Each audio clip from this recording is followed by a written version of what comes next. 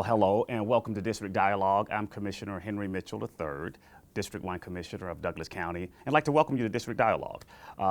Today's topic and discussion is going to be something that I think all of our community would like to know about and want to be a part of.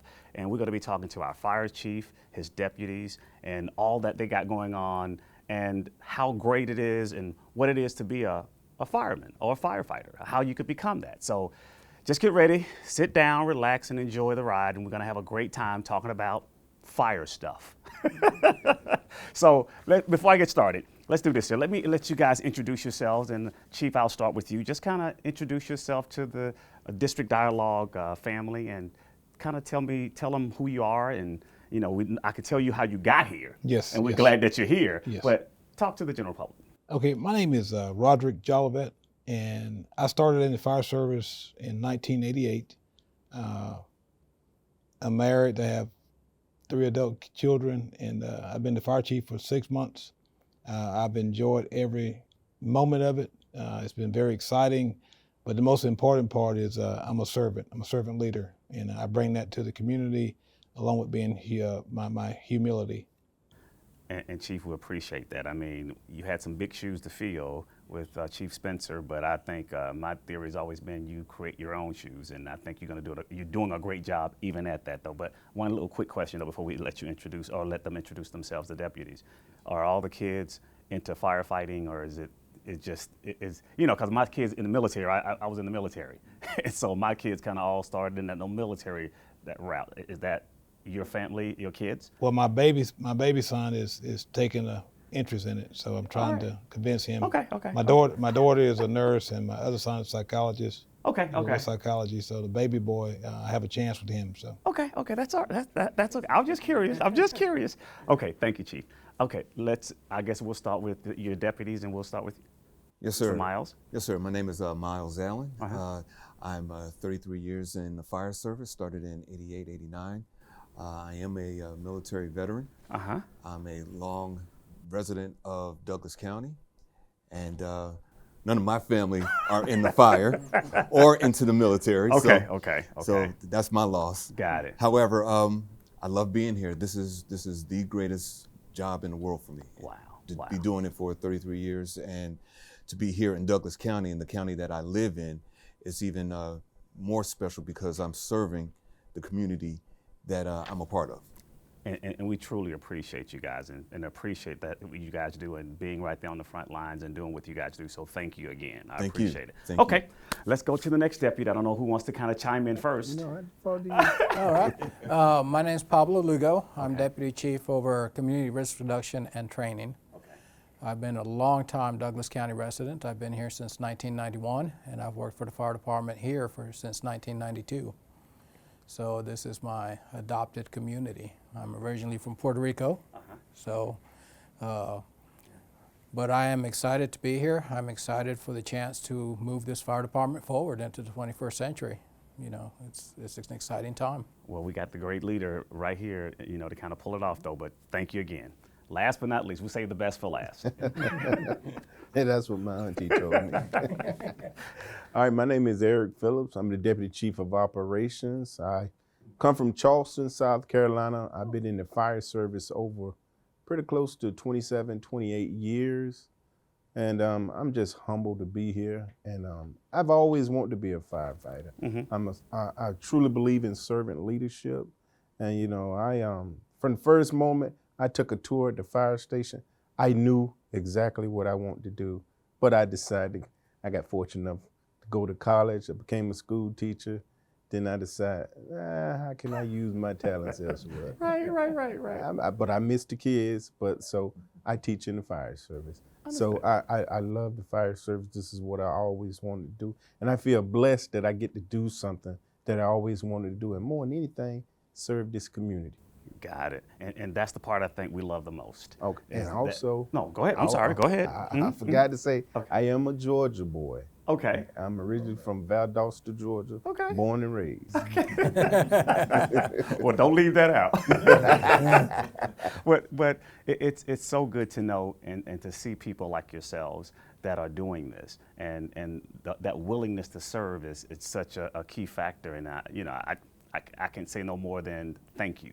And I think the general public would say thank you for all that you guys do and all that you guys serving. So let's start off with this though. Let's just have a conversation about firefighting, and if you had to describe what that is and what you do and all that which you guys do, and chime in wherever you guys see fit. I don't. There's no order in this. What- But okay. Well, inherently, firefighting, is inherently a dangerous business. It really is, because you're going toward, I mean, we run away from it, and I'm gone. I'm in the opposite direction. You guys run toward it. So talk about that. So you got to be physically and mentally well balanced to handle this. Not everybody can do it, so it takes that special individual. I mean, well-rounded individual, because it ain't about just running into the buildings. It's about caring for that community. Yes. And then at the same time, you got to care for the personnel that's around you. Just staying fit more than anything, mentally. Yes. Staying fit. That's a big thing in the fire service, is the mental wellness of our guys and gals. And that's one thing that I like to focus on, make sure everybody go home the same way that they came in. And we see a lot of stuff out there, so we have to talk to each other, and we have to lean on each other, because we're one big family. Yes. Yes. Talk about some of your goals. I mean, Chief, talk about some of your goals and objectives and initiatives that you guys got going on that the community probably not even aware of. I mean, the only thing we know is that we see a red fire truck riding down the street and it's making all this noise, and my kids are like, yay, not realizing the danger that you guys are putting yourself in place. So talk about some of your goals and initiatives. Okay, I will. It's an exciting time to be at the department. One thing that we wanted to do was look at Deputy Chief Phillips mentioned that everyone must go home. So there are some initiatives, 16 firefighter fallen initiatives that we go by. One is culture change for safety. Just like you run into a building, we teach our firefighters about the tenability of a building. Is it safe to enter? If people's in there, we have to have a process that we use to go in and search for people. We talk about accountability, and that's one reason why we brought the deputy chiefs on, so they can help with accountability. Risk management is a key factor for us. When we manage our risks, and we're being good stewards of our taxpayers' monies, and also we're taking care of our personnel. Another thing is empowerment. Empowering is a very important tool that we use. It's part of the development process for our personnel, and it also helps with our succession planning. So that's some things that we are doing. We're doing assessment, all divisions. And I'll let Chief Lugo, you want to talk about some of the training factors and the assessments that we're doing? Yeah, some of the initiatives and the safety initiatives, one of them is public education and training and certification for firefighters. So we are looking at our people, where they really need to be, and trying to create a succession plan for everybody to help them be more successful and to take this fire department further along in the road. The ultimate goal is make it safer for our firefighters and make it safer for the community. Got it. Now, what's unique about our organization is not only do we do firefighting, we also handle the medical calls. Right. I take it 2 days ago, we was looking at some of the data. We ran 70 calls in the community on a Sunday, and 39 of those were transported to hospitals for medical. So not only do we train in firefighting, we train making sure that people have the airway breathing, circulation, and also severe bleeding and things of that nature. So that's very exciting. A lot of departments are moving from that, but Douglas County, heading to the 21st century, we want to make sure we are sharp in our firefighting and also in the medical service that we're providing. Wow. See, and I guess most of us not even think about the EMS side of it. Right. They just think about, again, the fire truck got all the water and squirt here, and that's, yes. Right. And along with that, what we want people to understand is firefighting has changed over the past 50, 60 years. Before, it was just firefighters going out, putting water on fire, calling it a day. Today, it's EMS, it's hazardous materials, it's firefighting, it's aircraft, it's buildings, it's construction. We have to be everything from building construction people to plumbers. Right. Small little vehicle accidents. And carpenters. Carpenters. We deliver babies. Right. So firefighting has changed to the point whereas it's now a science. It's being taught in a myriad of schools. Okay. You could get an associate's in fire science, a bachelor's in fire science, a master's in fire science, and go on to even in fire administration get PhDs. Understood. So the world of the fire service has grown from just putting out a fire Right. to understanding how a fire burns, Yeah. fire behavior. Right. So I can kind of get that. There are some dynamics about a fire. Correct. To me, it looks just like a fire, and that's just it. But it could be a chemical type of a fire, or I don't know, other types of fires that requires different types of attack modes to kind of put it out. Yes. Am I Exactly. correct? Yeah. Exactly, Yeah. because your furniture that your grandmother and your great grandmother had is old wood, it's old cotton, so it burns slower. So Got it. today we're Now- dealing with synthetics Got it. that burn a lot See. quicker Yeah. And hotter. and hotter. And also, they're dangerous to your respiratory system. Got A lot it. more dangerous. That's why you have to have the mask, the SCBA, and things of that nature for protection. So let's talk about the typical day, you guys' typical day as firefighters. You know, I mean, I know you run the department, I get that, but the typical day, just somebody share with me kind of Well- what is that like? You know, The typical day, I wake up, I'm very excited to come to work. But, you know, we're in a great organization now where we're going through great change for that typical day. So when I come in, one of the first things I think about is how I'm going to keep this community safe. How are we going to engage the community? Because my mind is constantly running. And, you know, it'd be 2 o'clock in the morning. I get up, go to the bathroom, come, and I jot down an idea. And you know, and I bring it back and I run it through these wonderful guys right here. And I run it by the chief. And you know, it may fit in the organization, it may not fit in the organization. but y'all have this dialogue. Yeah, to we come have up this, with- we have this dialogue because we all get along great. But that typical day starts we putting our heads together, all 4 of us putting our heads together, how to make this community better, how we're gonna make this day work. Got it. And then that transfers out to our battalion chief. It's like a pyramid. It transfers down. So talk about your structure, Chief.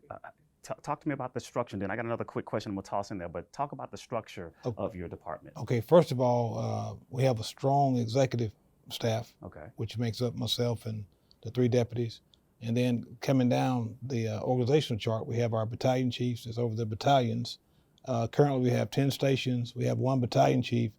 Excuse me. We're looking to, in the future, have 2 battalions because we're going to get another station coming up. And Yes. for span of control purposes, we'll be able to span out and get another battalion. That way we can have more accountability out there dealing with the public. And then we have our captains, our lieutenants, our sergeants, and our firefighters. And we're constantly making sure we have minimum manning on our ambulances.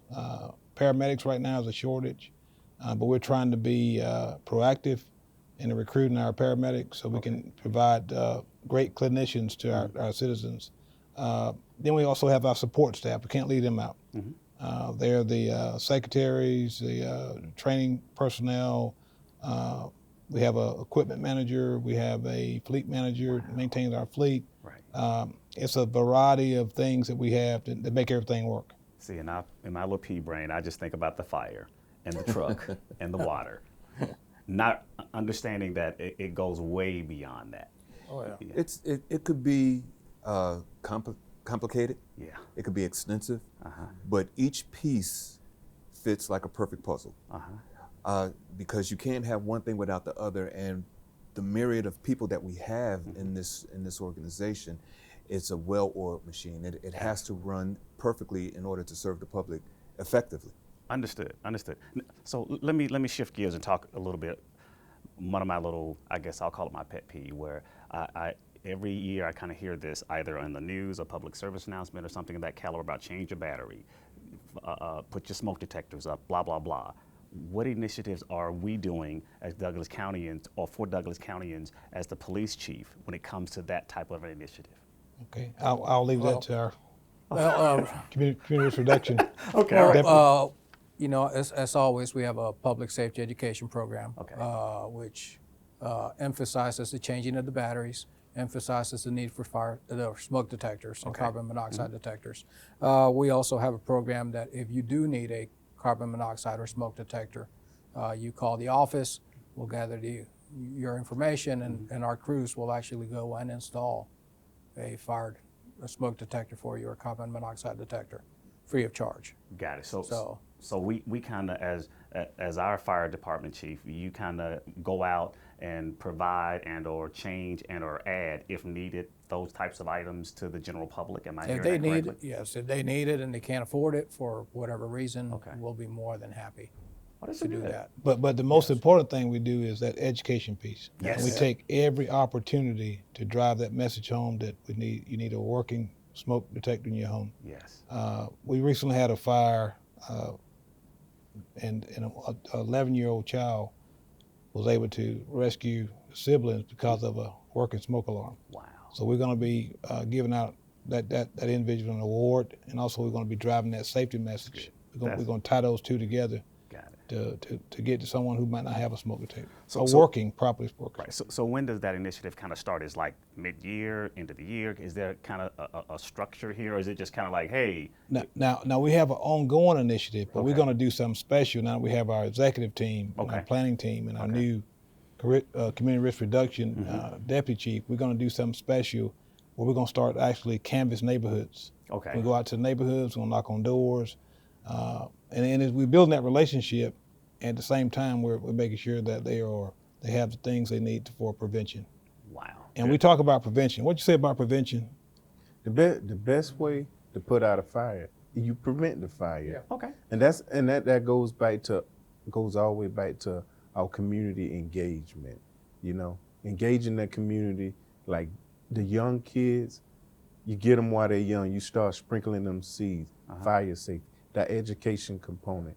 Get them while they're young. So when they get 9, 10, they make good decisions in tough situations. They Understood. know what to do. They don't just panic. Understood. And that's all about that community engagement. What do we recently do? Not to cut you No, off. no, go Chris. ahead. No, What do no, we go ahead. recently do about children and community engagement? We had a community engagement event a few days ago in a housing area. Douglas Heights. Was it Douglas Heights? Douglas Village. Douglas Douglas Village. Douglas Village. Okay. Douglas Yeah. Village. Know what it is. That's my district. But go ahead. Yes, sir. So we had a community engagement event, and it was for the kids. And so Deputy Chief Phillips read some fire books to them, but we also had a mock fire drill. We talked about if you heard your smoke detector, what are you supposed to do? Right. The crazy thing about it is the majority of the kids were just being introduced to this information. And so that part of explaining and educating and instructing what to do when your smoke detector goes off in your home, Right. or if you're on fire, we did the stop, drop, and roll. Right. And we also did how to evacuate. When you hear the smoke detector, what do? So we ran the kids from point A to point B Right. to mock. If you heard this in your home, get out. Right. Get out. So these are the initiatives that we're going to be hammering in throughout the community. Smoke detectors, carbon monoxide detectors, fire extinguishers. You know, how many homes have fire extinguishers, working fire extinguishers? You're correct. What does the yellow and the green mean? If the Yes. yellow is not in the green and it's in the red, what does that mean? I don't know, but go ahead. You're right. You're right. Yes. But these are Absolutely. the things that we Yeah. need to broadcast, to instruct, educate, and present to the community, because if you have a grease fire and you have an extinguisher and you're able to do so, do you know how to pull, aim, squeeze, sweep? Exactly.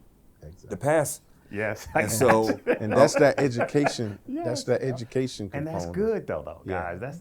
That's excellent. I mean, You know, so I just want to tag on to him. No, go You know, ahead. we had one young lady, we asked that question, and she said, you know, it was kind of funny, but it wasn't funny. And that's why it's important that we Yes. got to get out in the community. This young lady, she said, you know, Chief Miles asked, he said, what do you do when the smoke alarm goes off? And she said, you go fan it. And, but that's what mommy and Yes, cause yes. when mom But- is cooking in the kitchen and it Exactly. goes off, we do that, and that's what we do. So Yeah, and we correct her, let her know that know. that smoke alarm is doing its job. yes, It's alerting you. So you don't necessarily have to fan I'm it. surprised you didn't say you unplug it, you fan it, you unplug it, and then But now. we get that. We get that. I could have, yes. And the next thing, or the original thing, is when something happens in your home, regardless whatever it is, whether it's a fire emergency, a medical emergency, or a police emergency,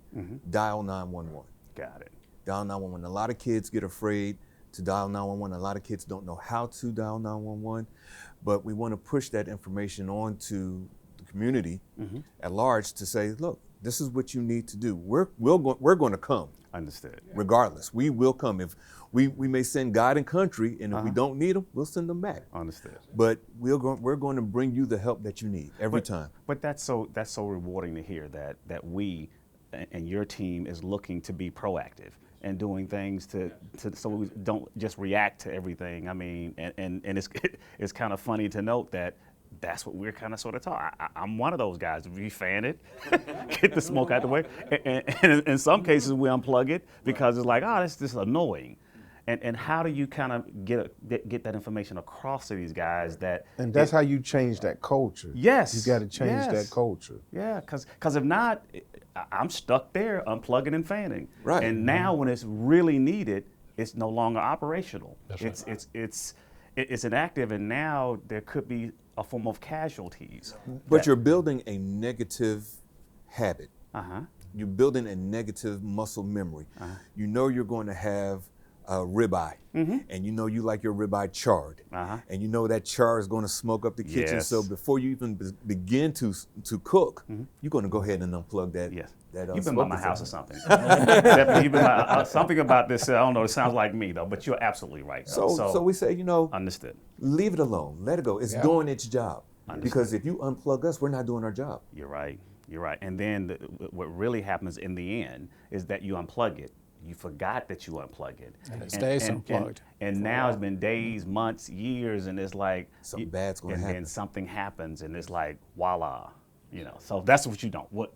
Great. Now let me add one more thing, Okay. Commissioner. Well, what's important is the body loves carbon monoxide more than it loves oxygen. So if you sleep and then the carbon monoxide is coming off of those products, whatever, it's gonna make you sleep even. Oh wow. Yes. So a lot of times people will succumb and die because of carbon monoxide poisoning well before the fire get to them. So we try to explain that to people. You need that alarm system in there, or that smoke detector, so they can get alerted and they can get out. And that carbon monoxide, I mean, we need them both, I guess, if I'm hearing you correctly, if you can afford them and or not, Yes. but you need them both, Check your pilot lights. Yes. Check your fireplace. Check your garage door. If you have your car in your garage and your house is connected to your garage and you leave the door open, carbon monoxide goes in the house. And like Yes. Chief says, it's odorless, colorless, Yes. and you'll be asleep before you know anything happens. Exactly. Yeah, 200 times than one, your body love it compared to oxygen. So Wow. Research has shown, with the alerts of the smoke alarm, the carbon monoxide alarm, it's going to give you 2 to 5 minutes to get out. And, that's a lifetime to get your Yes. family. Wow. But you got to move quickly. But, those 2 to 5 minutes can mean the difference between life and death. Wow. now the most important thing is EDIF drill, exit drill in the home. We preach that. Make sure you have a plan for the family, because if half of the family go out the front and half out the back, and they don't know that they're out, Right. someone might Somebody's go gonna back in, and I've seen that happen. So And that even Get a meeting place where everybody can meet, mailbox somewhere, Neighbor's house. neighbor's house. and to but piggyback have a plan. from what the Chief is saying, that also helps us in our crews. Yes. Because if your family is in one central location, you know who's all there. Right. But if you're separated, we're going to assume that someone is still in the house. And could jeopardize you guys. Exactly. Because it may not be a time to go in now. Maybe this is it. We Correct. kind of to the last of that.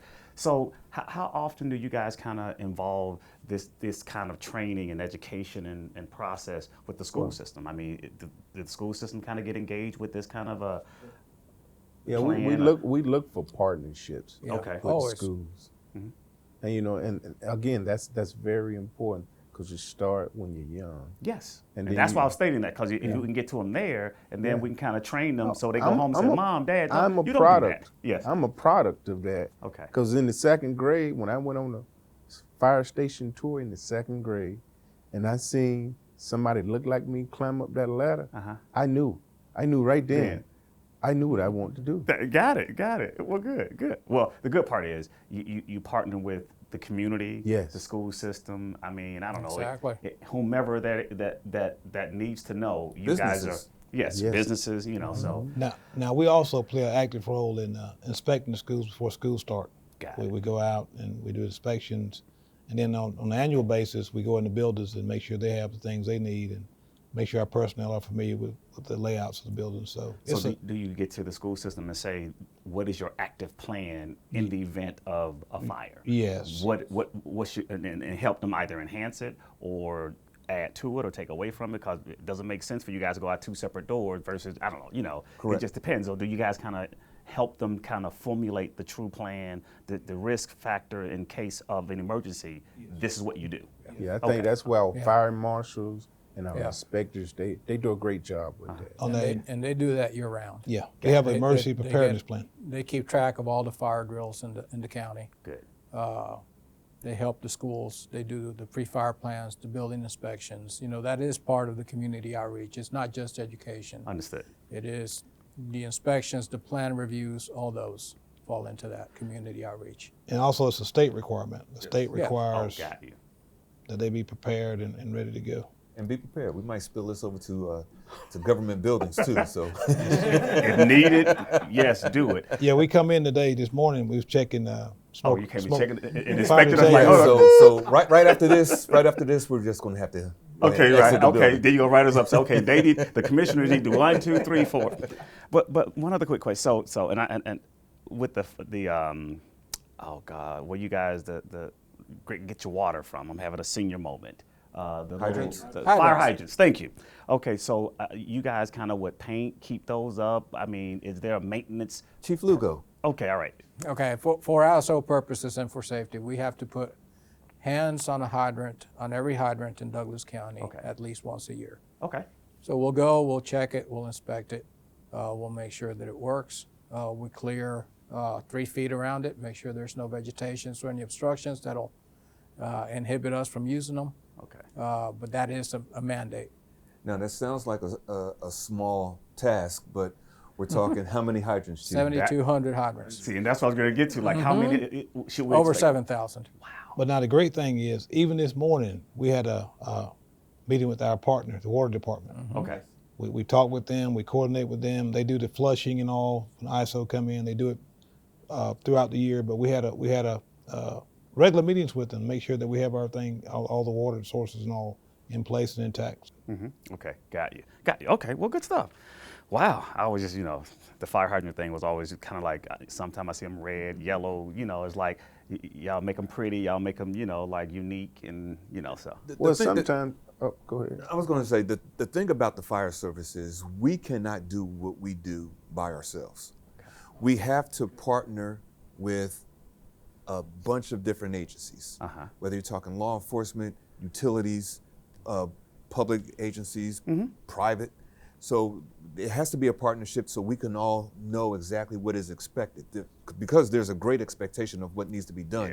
Yes. We have to know what the expectation is. But now our most important partner is our communications department Okay. here in Douglas County. Director Rick Martin. Right. He's driving that message through social media, him and his staff, Ms. McCoy and everyone. And we're just so fortunate to have someone like this communication team. And He does a great job. Great job. And getting the word out. Yeah. And I was getting in Texas. getting your messaging. I was in guess, huh? Texas and I was talking with the communication department. We were talking about ideas and things. Good. He gets mad when I call him at 2:00 in the morning because we shut something down. But we always tell them. So one other quick thing. So with this pandemic, it's been kind of rough. 2020 kind of blew by us in an ugly way, but it's behind us. But we're still not over and done with that, though. So with that pandemic, with that whole situation, what effect, as you guys are as first responders and responding to situations, what kind of effect has that had on the fire department? Let me speak to that, then I'll get. Okay. One thing about the the 16 Fallen Firefighter Initiatives, one piece in there is the psychological piece. That's a component that we have been doing extensive research on, and we're making sure that we get our personnel the counseling they need, the help they need.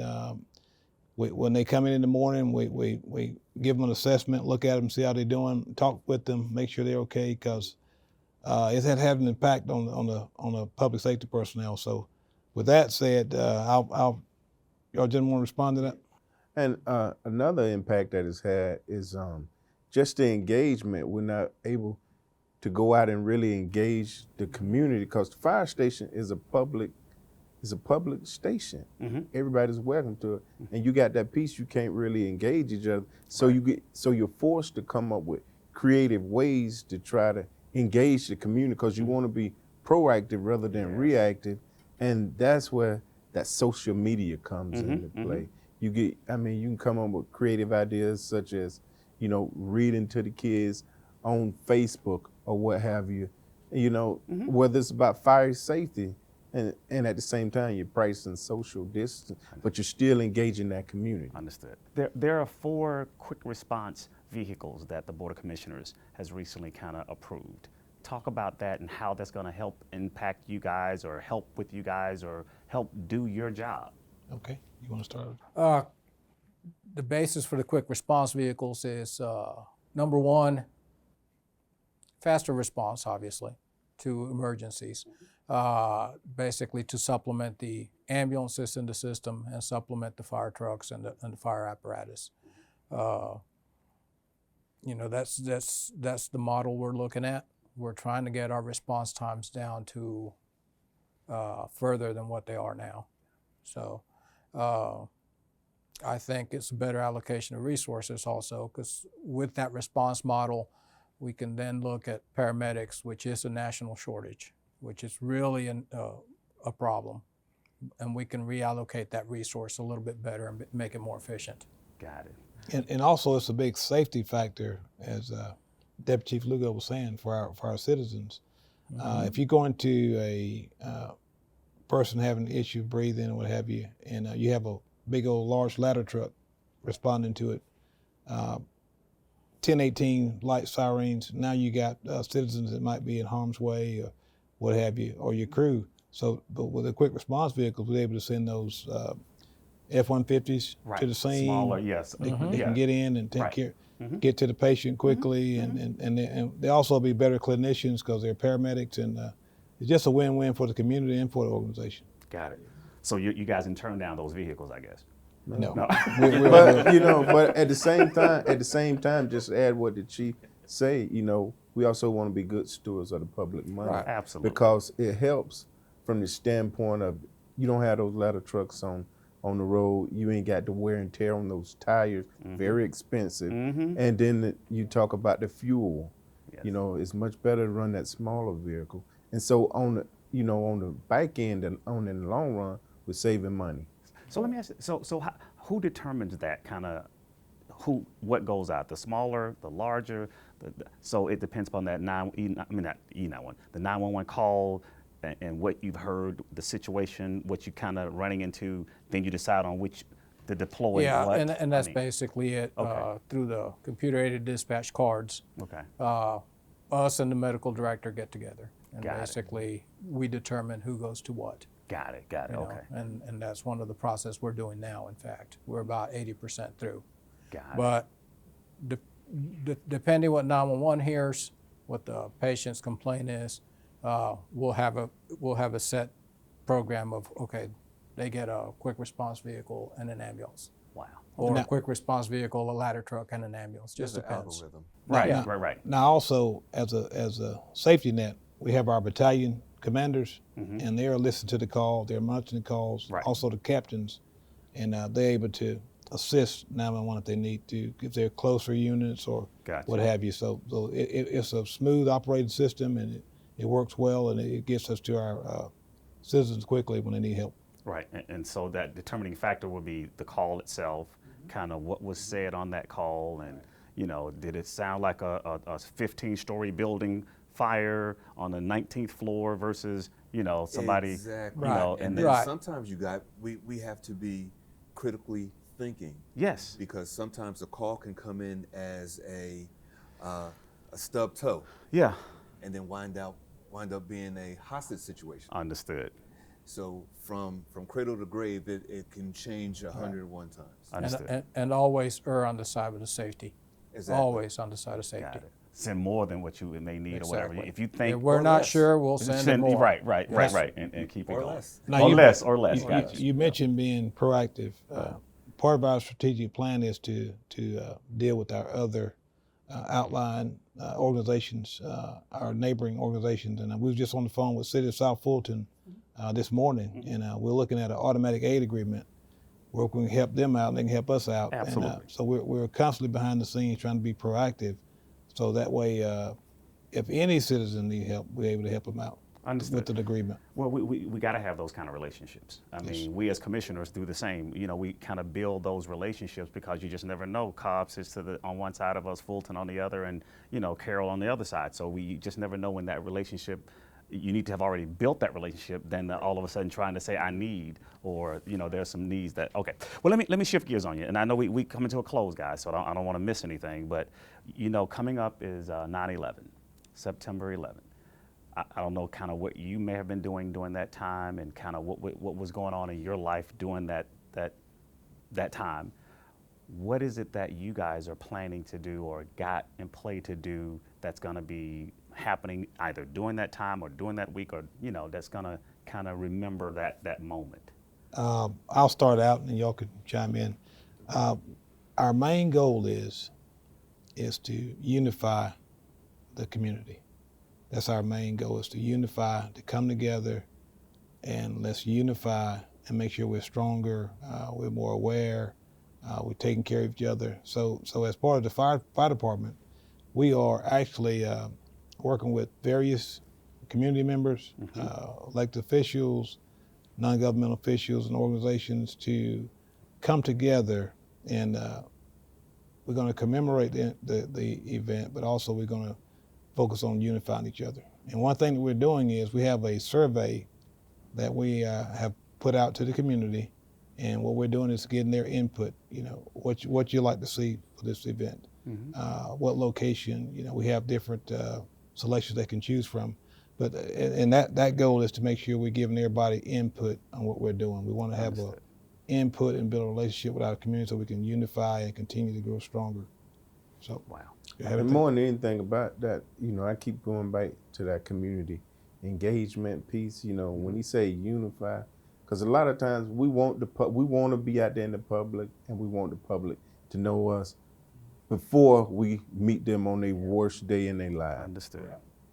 So I want to know that's Miss Grant before I get to her house and it's a fire or whatever.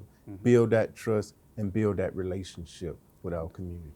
Understood. And it's special for me because when 9/11 happened, I was actually activated for 9/11. Okay. So piggybacking on what the chief is talking about, it's about that community engagement, getting the ideas and the feeling and the pulse of what's happening in the community, and once again educating and instructing on the basis and the meaning of 9/11, because 9/11 means something different for everybody. Yes. And like I said, it affected me personally. So just talking to the community, getting their feeling, getting their take, and just engaging and having that dialogue with them is the key. Understood. Yeah. Without the community, that's our purpose, is community. Always has been.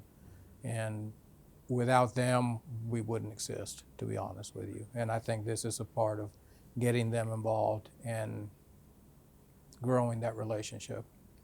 Well, it's good to know that you're at least thinking about that moment and how it had an impact on all of us. And what can we do to remember that moment? I'm not looking for all the bells and whistles. I'm just looking for that remembering moment time of how it affected you and how did you feel in that moment? And you could have been 5,000 miles away, but it still had an effect on you, though. And everybody remembers that moment. Oh yes, oh yes, Yes, sir. Oh, yeah. I never yes. forget that moment. No, we will never forget. That's one moment we'll never. Pearl Harbor, you'll never forget. So, but at the end of the day, kind of, it's good to note that at least you guys are at least thinking about it, because sir. there was a lot of lives lost during that time and after. even And after the after. fact. Yes, sir. Yeah, we lost 343 firefighters. See, yeah. That's a 343. Yeah, when you so- go to the National Fire Academy, there's a monument Mm-hmm. that's out there where you can see the two towers, and they list the names of the members, and I mean that was just devastating to their families and everything. So 20 years later, we want to make sure we continue to I know. come together and unify and, I know. and remember. And there's a whole lot that can be said about it. The question is kind of what are we going to do as a community, Correct. Douglas Countyans, Yes. about it, and how we want to remember it. And I'm Yes. glad to note that at least you guys are trying to get ahead of that by asking the community kind of what would you like to see? Yes. What would you like for us to do? Yes. We're open, but we're going to do something. Yes. Right. If it's nothing more than hit the bell, 5 times, or Yes, sir. lower the flag, whatever that is. Right. We're going to do something And the key is we're doing it together. together. There you go. Together. That's it. Wow, guys, this has been good. This is awesome team. This is awesome team. you got a great team. I Chase. call them the Hey, dream we can team. keep talking if you want. There's not enough time in the day for the things that we are doing. Oh yeah. Because it's always ongoing. We have always, 5 master's degrees sitting here. Wow. With only 4 people, so somebody have 2. Right. So we're on top of it. We know Well- it's important for education, and we're looking for some exciting things. Well, Chief, let me say first of all, thank you on behalf of the Board of Commissioners, on behalf of myself. Just thank you for what you do and what you guys do and what you guys do for this community. So just a big kudos to you. Are there any, did I miss anything that you guys may have want to speak on? Any, like I said, any projects or any initiatives that you guys are doing that maybe this community, this district dialogue community needs to know about? Because here's the time to at least express it, talk about it, and let them know that you guys are there. We went over a ton of stuff now, but I don't want to miss anything. Let me just say this. Okay. Let me say this. For the last 6 months, if it had not been for a supportive community, a supportive commission, a supportive county administrator, a support staff, we would be not where we are today. We're on a great ride, and everybody's going to benefit from it. Public protection classification, ISO, which is what determines people's insurance ratings and cost and dollars. I was listening at a finance committee meeting yesterday. It's transparent. It's out there for the public. Yes. The fire department is below budget. We've increased revenues in areas that we wasn't before the pandemic.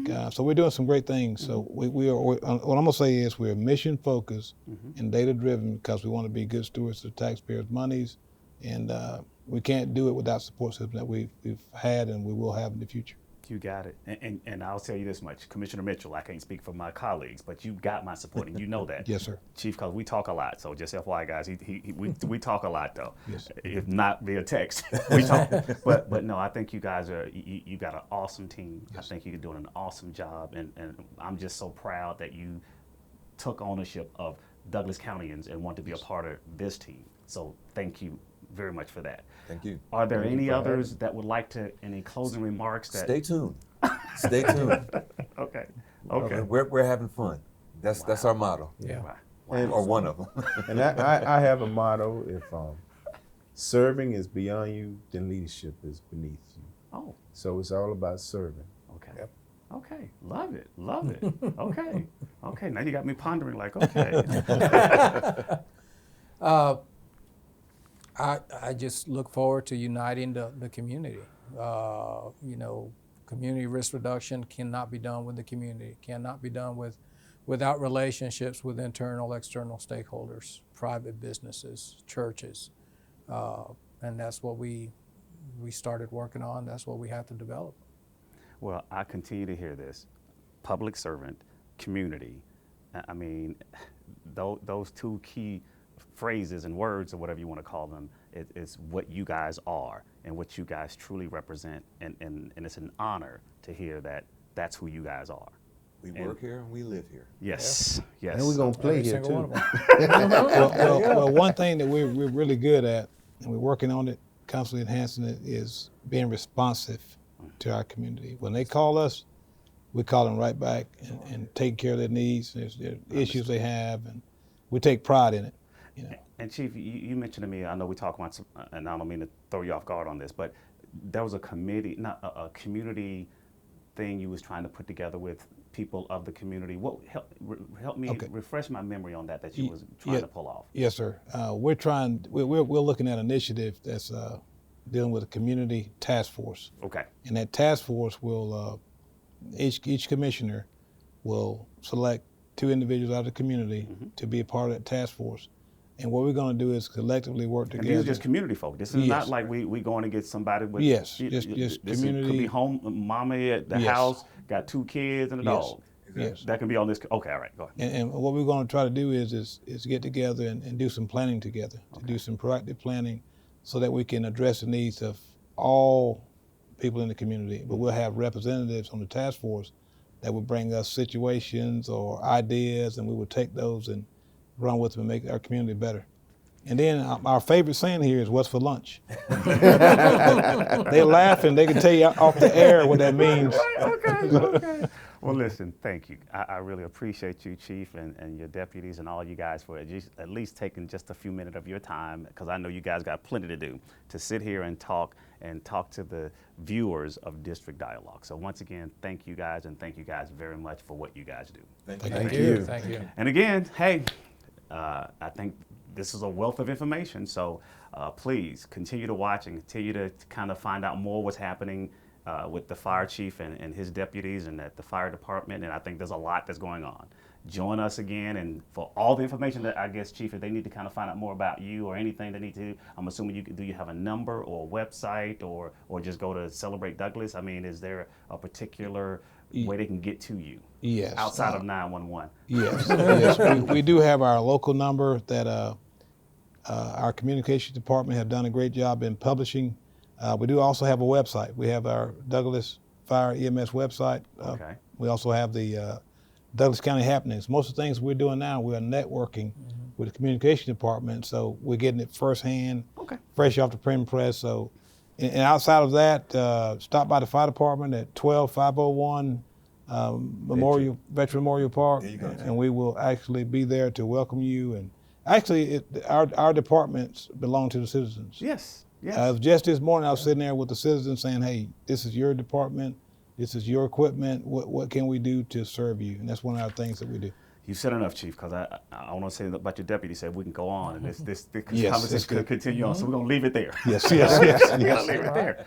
Thank you again, and thank you again for tuning in to District Dialogue. I'm Commissioner Henry Mitchell. Have a good day.